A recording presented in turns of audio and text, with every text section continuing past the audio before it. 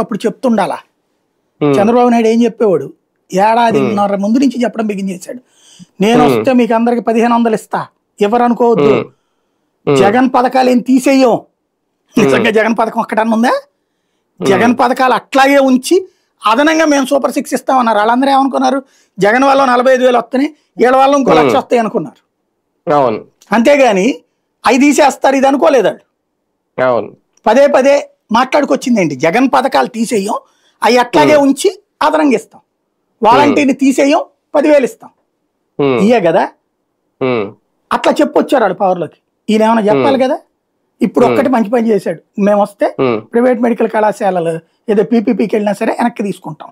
Very good, మంచి point, అది చెప్పాడు. అట్లాగే రేపు ప్రభుత్వం తలుచుకుంటే సాధ్యం అవుతుందా?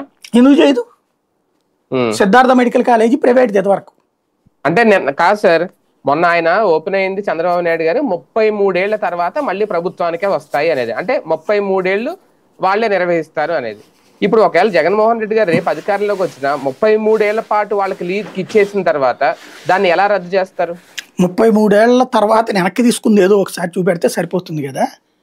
ఇప్పుడు సిద్ధార్థ ఉమెన్స్ కాలేజీ పెట్టి ఎన్నేళ్ళు అయిందో, సిద్ధార్థ ఇది దానికి దుర్గా మల్లేశ్వర స్వామి ఆలయం ల్యాండ్, అది వెనక్కి తీసుకున్నారా? వచ్చిందా?